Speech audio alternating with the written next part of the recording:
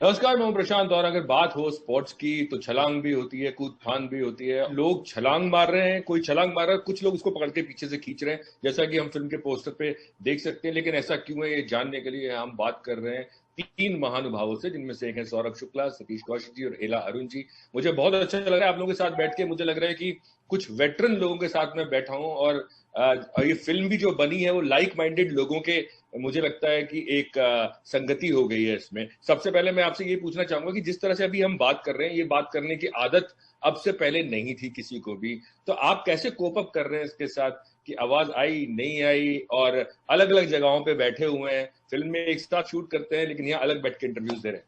एक तो दूरी, एक अलग अलग जगह पर बात कर रहे हैं, वो इतना बड़ा शौक नहीं है जितना बड़ा शौक आपने दे दिया है कि ये वेटरन लोग हैं। अरे भाई, किधर से वेटरन लोग हैं भाई? प्रशांत, वेटरन का कहकर मतलब ये लेते हैं कि अभी थोड़े दिनों, बहुत कुछ सालों बाद ये काम करना बंद कर देंगे असल में। मैं इसीलिए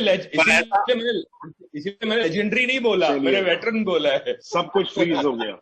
आपको मालूम है सौरभ जी को इतना शौक लगा है कि आपके वेटरन से और जूम से कि वो फ्रीज पे है, इस समय वो फ्रीज हो चुके हैं। हिंदी में कहावत है, मुंह खुला का खुला रह गया, तो सौरभ जी का मुंह खुला का खुला रह गया इसकी मेरा वेटरन वर्ड सुन के। अभी जो फ्रीज होके मैं थोड़ी देर के लिए चला गया था, मैं नाराज होके नहीं गया था, ये इंटरनेट का चक्कर था। अब शुरू करिए प्लीज।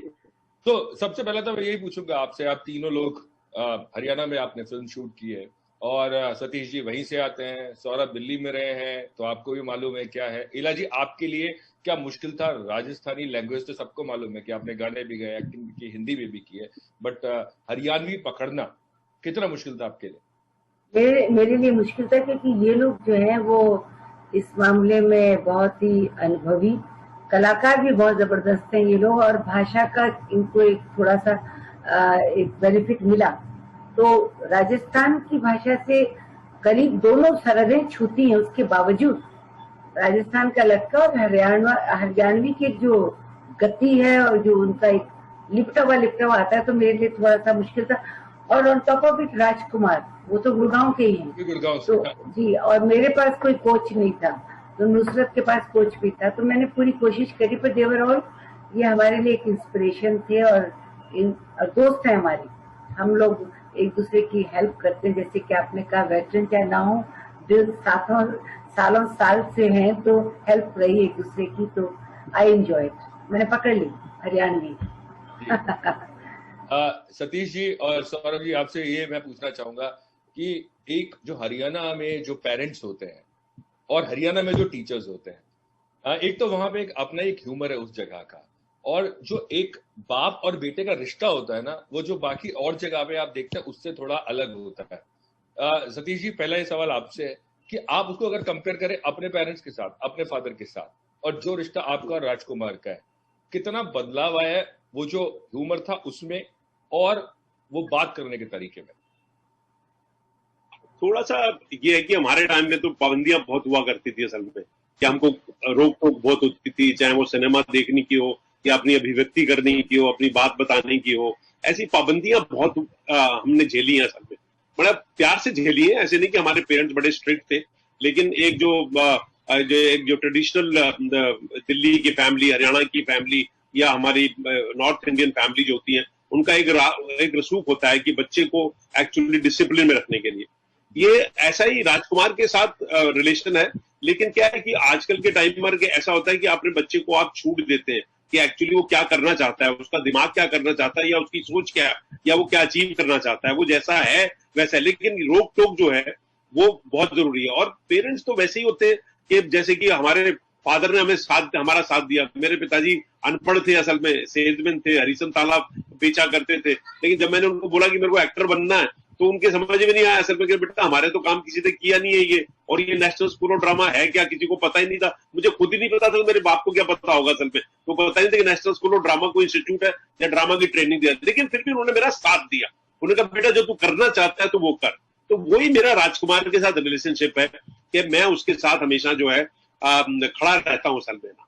तो बाप जो है वो एक सहारा, एक सुदृढ़ जो है ना स्तंभ जिसे बोलते हैं, उस तरह का राजकुमार के साथ मेरा रिलेशन रहा। उसके इमोशनल अपीवल में उसका साथ देना असल में, कि तुम घबरा मत, डरना जो है वो कोई वो नहीं है। मतलब वो हार हार जीत नहीं, मतलब आपकी छलांग जो है ना वो इंपॉर्टेंट है कि आप छलांग लो, छलांग लेने की सोचो, ये मत सोचो कि उसकी हार होने वाली है या जीत होने वाली है। जी सौरभ, आप मैं देख रहा हूँ पीछे से पकड़ के खींच रहे हैं पोस्टर में टांग, तो आपका जो कैरेक्टर है, पहले तो मैं यही पूछूंगा कि आपका कैरेक्टर ऐसा क्यों कर रहा है कि टांग खींच के, मतलब खींच रहा है पकड़ के?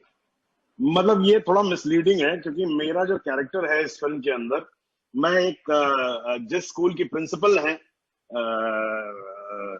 उषा जी, हाँ उषा जी, करेक्ट, उषा उषा जी वहां पर ये शुक्ला जी जो है वो हिंदी के टीचर हैं, और दाढ़ी से जैसे सभी को ये लगता है कि ये उम्र दराज आदमी है, लेकिन ये एक्चुअली दोस्त हैं। जो राजकुमार का कैरेक्टर है उसके एक दोस्त हैं ये, और वो दोस्ती जो है वो बहुत दिल की दोस्ती है, जिसमें वो गलत भी करता है तो हम उसको सही मान के चलते हैं, और चाहे वो गलत करे चाहे वो सही करे, हम साथ खड़े रहेंगे। तो एक्चुअली मैं फिल्म में उनके साथ रहता हूं, उनकी टांग खींचता नहीं हूं, लेकिन ये है कि जिस तरह का मिल्यू है ये, कि अगर आप कभी हरियाणा जाएं, तो हरियाणा क्या, वैसे हिंदुस्तान में हर जगह ऐसा होता है, लेकिन बहुत गया हूं मैं हरियाणा। हाँ, तो हरियाणा में जो ह्यूमर है वो टांग खींचने वाला ह्यूमर होता है। जैसे कि शूटिंग के पहले दिन ही सतीश जी ने तो मेरी तगड़ी टांग खींच दी थी, याद है सतीश जी? नहीं, वो तो फिल्म में ही देखना पड़ेगा। वो इन्होंने इतना कमाल का इम्प्रोवाइज किया था, और हंसते हंसते गिर गए थे सब लोग। तो वो हरियाणा का वो प्रेम है, कि वो आप इस तरीके से, जैसे कि मैं आपको बताता हूँ, मैं कॉलेज के टाइम में हरियाणा के बहुत सारे दोस्त थे मेरे, तो बहुत सारे हम लोग श्रद्धानंद कॉलेज एक है दिल्ली में, वो पूरा जाटों का कॉलेज है, वो पूरा मतलब हरियाणा में ही है, और वो है। तो हम लोग बस में जा रहे थे, तो भीड़ थी, तो एक आदमी जो है वो बहुत जोर से भागा, और वो किसी ने चप्पल पहन रखी थी, उसपे उसने अपना जूता रखा और जोर से उसका पांव जो है दबा दिया। तो वो आदमी चिल्लाया, अरे पांव काट दिया, पांव काट दिया। तो कहता है, साढ़े बस में पांव ही काटूंगा, प्लॉट थोड़ी ना काट लूंगा।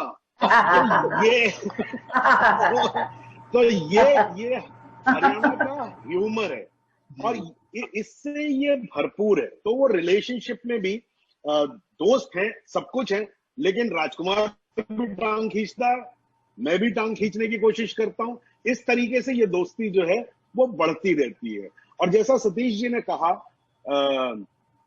कि फिल्म का जो मूल है वो यही है कि छलांग जरूरी है। वो कहां पहुंचे, सक्सेस हुई या नहीं हुई, है ना, वो कोशिश जो है वो सबसे बड़ी चीज है, और वही इसका मूल मुद्दा है। और ये पिक्चर जो है डेफिनेटली इंस्पायर करेगी आपको, इंस्पायर इस बात के लिए करेगी कि whenever you get a chance in your life to take a leap, you should not actually avoid it and take that leap, whether you fail or you succeed, that is not important. तो वो जो हम सबकी जिंदगी में आता है एक ऐसा मौका, मतलब हम भी दिल्ली से उठ के आए हैं, तो हमने भी तो छलांग ली ना असल में। नहीं, उन दिनों में 70s के अंदर हमारे जैसी शक्ल का आदमी कैसे सोच ले कि यार मेरे को एक्टर बनना और स्क्रीन पे आना, यार असल में ये छलांग लेना ये बहुत बड़ी छलांग थी असल में। या ये छलांग लेना कि यार अभी मेरे को एक्टिंग का काम नहीं मिल रहा, मैं राइटिंग करता हूँ, वो छलांग ली। राइटिंग नहीं करता हूँ, डायरेक्शन करता हूँ यार, है ना, डायरेक्शन करता हूँ, तो यार वो भी छलांग ली ना, सोचा तो हुआ। छलांग लेना मतलब मौके जरूर मिले, मतलब छलांग लेने के मौके मिले, उनको अवेल करना वो बहुत जरूरी है। That is why I think this film is very very important, and especially in today's time where you tell that whatever problems we have gone through, whatever the country is going through, इतना बड़ा pandemic हुआ है, इतनी बड़ी समस्याएं हुई, इतने लोग मरे हैं, लेकिन आपको फिर भी होप और ड्रीम अपना बरकरार रखना है कि there is something there which will solve all the problems. अब बताइए, मैंने गलत बोला था, वेटरन बोला था, तो बिल्कुल सही बोला था ना? इतनी सारे काम किए और छलांग भी ली, वेटरन तो सही। इला जी, मैं आपसे पूछूंगा, जिन तीन लोगों से आप बात कर रहे हो ना, वो इला हो चाहे सौरभ हो चाहे मैं हूं, हम तो वेटरन होके भी छलांग लेने के लिए तैयार हैं कि आप क्या मैं क्यों सौरभ, एक्टिंग और नॉट? इला जी, मैं आपसे पूछ रहा था कि जहां जब छोटे शहरों में हम लोग शूटिंग करते हैं, खासतौर से गांव में, क्योंकि ये जो लाइफ है, फिल्म की लाइफ लोग नहीं जानते हैं, तो अक्सर क्या होता है कि जो लोग हैं जो वहां देख रहे हैं, जिनके घर में आप शूट कर रहे हैं, वो आपके पास आ जाते हैं और आप उनसे बातचीत करते हैं, और कुछ ऐसे इंटरेस्टिंग किस्से या इंसिडेंट हो जाते हैं। कुछ ऐसा याद है आपको कि कोई घर की महिला या वहां की कोई महिला आपके पास आई हो और कुछ एक ह्यूमर आपको लगा हो उसमें? सबसे पहले तो मैं आपको फिल्म से जुड़ी एक बात बताना चाहती हूँ कि मुझे लग रहा है कि आपका एक इंटरव्यू है और जो मेरा किरदार है छलांग में, उसकी पहली बार आज जो फिल्म में सीन नहीं है वो आज आपने कर दिया। ये होना चाहिए था पेरेंट टीचर पीटीए जिसको कहते हैं, कि सतीश अगर मेरे पास पहले आते तो मैं कहती कि इतना बिगड़ा लड़का आपका है और इतना आपने जो छूट दी है कि वो लड़का छलांग, मतलब कहने में बड़ा इजी फादर था। तो अब मुझे समझ में आया कि जो मेरा मोन्टू है यानी मेरा राजकुमार है वो इतना डल डम क्यों था, क्योंकि पिताजी ने उनको बहुत ही छूट दे रखी थी घर में। और जो दोस्त थे यानी जो हमारे हिंदी के टीचर हैं जिनसे मेरी उम्मीद थी कि शायद वो कुछ अच्छा करेंगे उसे आगे करने के लिए, तो वो भी टांगी खींच रहे थे। तो मतलब मुझे इन्होंने अंधेरे में रखा था। तो ये एक सीन होना चाहिए था जहां मैं इन लोगों की खाट खड़ी करती कि आपने उनको खो खो, जो हिंदुस्तान का सबसे बड़ा खेल है जो विश्व में इतना नहीं खेला जाता, कि वो खो खो आपने पहले क्यों ना दिया, कि मोन्टू मंद बुद्धि का क्यों रहा।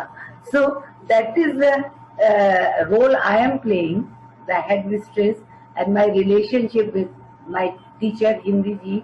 और फिर इनसे सतीश जी और मेरा इंटरेक्शन हुआ नहीं, अगर ये आ जाते तो I think it would have been a wonderful scene between Satish and me, father and this thing. But I played a very important motherly figure to my Montu, Rajkumar. You were just like a son to us in that school. अब अगर आप incident की बात करेंगे तो मैं, क्योंकि मुझे गायिका के तौर पर ज्यादा जानते हैं छोटे गांव में, उन्हें ये उम्मीद नहीं थी कि मैं चश्मा लगा के जैसे लगाया है और स्ट्रिक्ट कोई हेडमिस्ट्रेस हूँ। तो जो भी कोई आई थी वहां पे औरतें एक्ट करने के लिए, क्योंकि स्कूल था तो एक्ट करने के लिए आई थी, या फिर एक दिन सारी टीचर्स आई थी।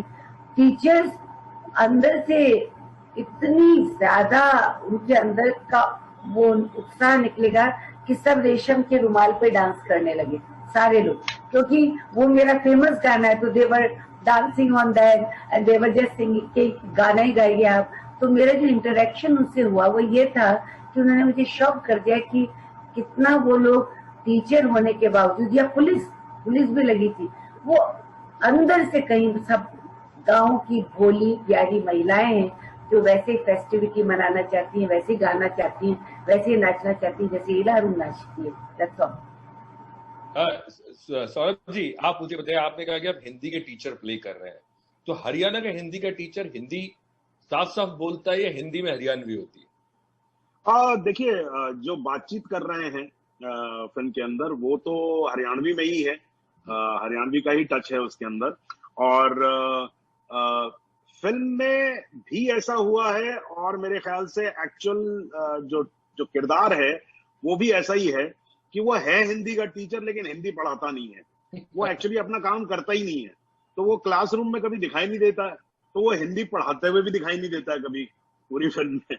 हाँ, क्या इला जी कुछ कह रही है? इसीलिए क्योंकि जूम में क्या होता है, वी कांट ओवरलैप। यही मैं कह रही हूँ कि यही मेरी शिकायत है इनसे कि ये दिखते हैं उस स्कूल के, छोटे स्कूल में कई बार बड़े लवेबल कैरेक्टर्स होते हैं, क्योंकि हम भी छोटे स्कूल से पढ़े हैं। हमने भी महाराजा मल्टीपर्पज, महाराजा बहुउद्देशीय उच्चतर माध्यमिक कन्या विद्यालय, यू नो। तो उसमें क्या होता है कि टीचर्स जो हैं वो बिल्कुल कई बार बिल्कुल ऐसे ही चलते रहते हैं। उसमें बच्चा कोई निकल गया तो निकल गया, वो अपने दम पे निकल गया।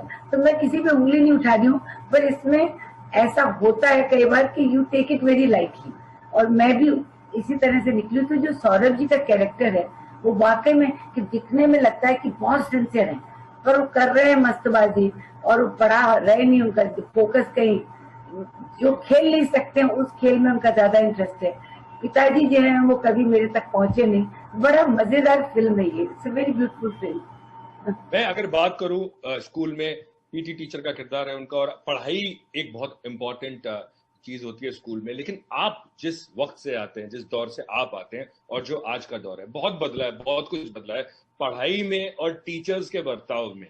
तो मैं आप लोगों का अपना और आज का कंपैरिजन अगर आप बताना चाहें, बच्चों को देखें, अपने बच्चों को भी देखा होगा और आजकल के बच्चों को भी देखा होगा, तो क्या डिफरेंस आपको लगता है वो जमाना और आज का जमाना?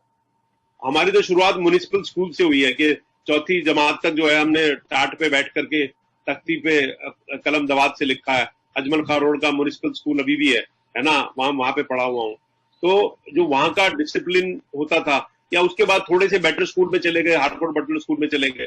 तो हमारे टाइम में तो वही है ना कि आज मैं अपनी बिटिया को बोलता हूँ, वंशिका को 8 साल की है, देखिए मैं उसको जब बताता हूँ तो शी गेट शॉक्ड कि मैं स्कूल कभी लेट पहुंचता था ना, तो मेरे को सर्दियों में बैंड पड़ती थी असल में हाथ पे, वो ऐसे मारती तो वो पापा how can a teacher hit you, है ना, our teachers are so nice, you know, they never hit us, you know. तो मतलब कितना फर्क आ गया। आज की पढ़ाई जो है, आज जो वंशिका 3rd स्टैंडर्ड में पढ़ रही है, हम शायद 8th स्टैंडर्ड तक अंग्रेजी नहीं बोल पाए थे। हम तो खैर मैं तो NSD से पहले अंग्रेजी नहीं बोल पाया था कभी, यू नो। तो वो पूरा स्टैंडर्ड जो है, वो थॉट है, वो प्रोसेस, और वो जो सेल्फ डेवलपमेंट का आइडिया जो है, यू नो, कि एकेडमिक्स किताबी पढ़ाई से ज्यादा आपके अपने माइंड की डेवलपमेंट, आपके बॉडी की डेवलपमेंट, वो कितनी जरूरी है। पर्सनैलिटी डेवलपमेंट पे आज स्कूलों में ज्यादा ध्यान दिया जाता है, हमारे टाइम में नहीं दिया जाता था। हमको तो अपनी पर्सनैलिटी खुद ही बनाती थी, आज तक की इतनी जबरदस्त पर्सनैलिटी बनी है, ये अपने या अपने टीचरों को देख देख के, या अपने दोस्तों को देख देख के, कि आपके साथ के आसपास के लोगों को, अच्छा यार ये ऐसा करता है, इसका काम है, अब थोड़ी सी पर्सनैलिटी इसकी ले लेता हूँ, फिर थोड़ी सी जावेद अख्तर की ले लेता हूँ, थोड़ी सी बोनी कपूर की ले लेता हूँ, या थोड़ी सी स्कूल के मेरे राकेश गुप्ता मेरा दोस्त होता था यार। तो मतलब वो हम तो मिले जुले अपने आप घड़े हुए बने हुए लोग। किसी ने, हमारे फैमिली ने तो बोला था कि हमारा, मैं अपने बेटे को मैंने एक्टर है यार, यू नो, मैंने तो सोचा यार ये लड़का टैलेंटेड है, किसी ने नहीं कहा, हम में से किसी को नहीं कहा होगा, ठीक है। तो हम तो उस माहौल से बने हुए हैं। तो मैं तो इस फिल्म से बड़ा छलांग से रिलेट करता हूँ, बिकॉज ये ऐसे एक स्कूल की कहानी है जो छोटी सी जगह पर है। ये कोई डीपीएस या मतलब ये दिल्ली पब्लिक स्कूल या मॉडर्न स्कूल या ऐसे बड़े संभ्रांत स्कूल की कहानी नहीं है।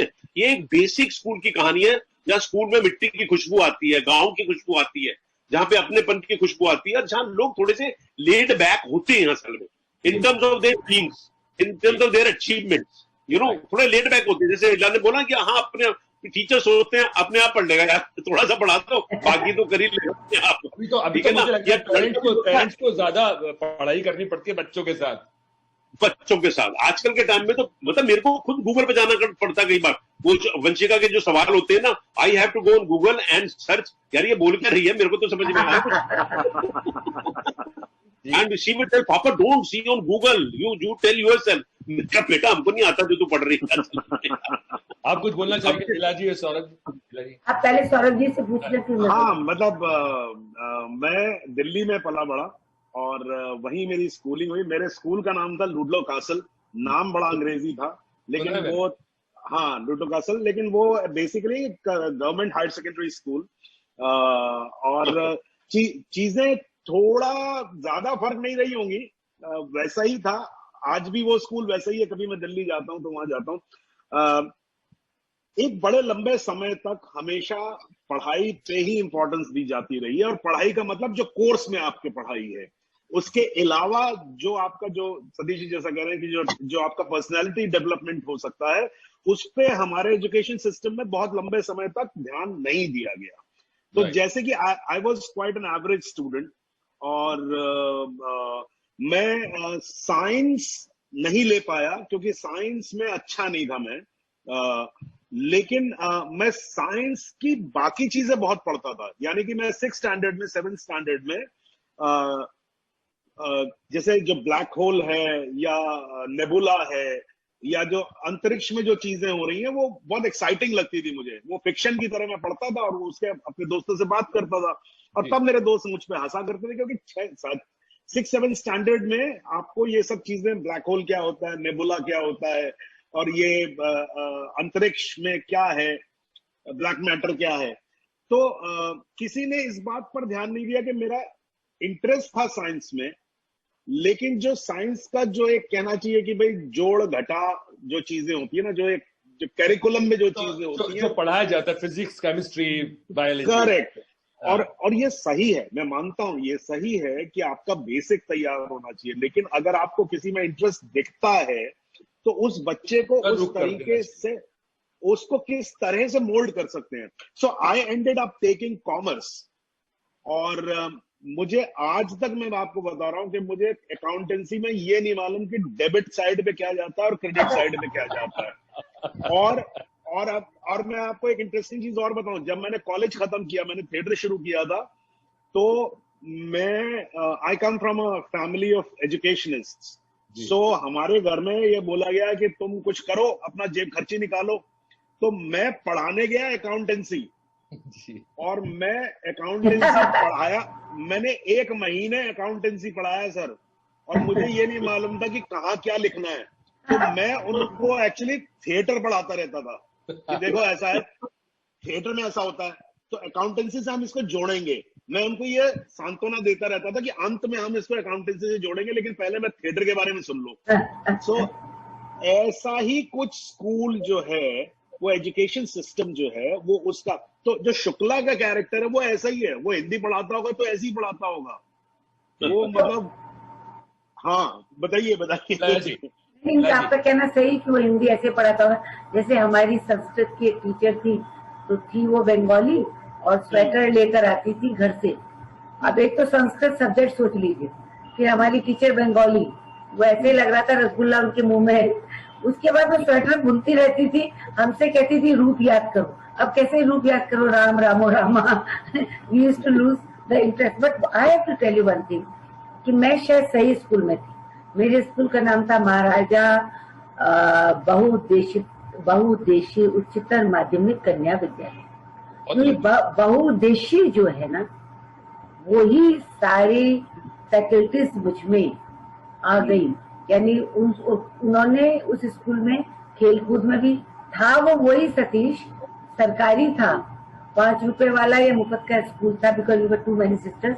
तो वो बिल्कुल ही म्यूनिसिपैलिटी का स्कूल कह लीजिए आप, पर उसमें क्या है कि खेलकूद भी था, वाद विवाद भी थी, नाच गाना भी था।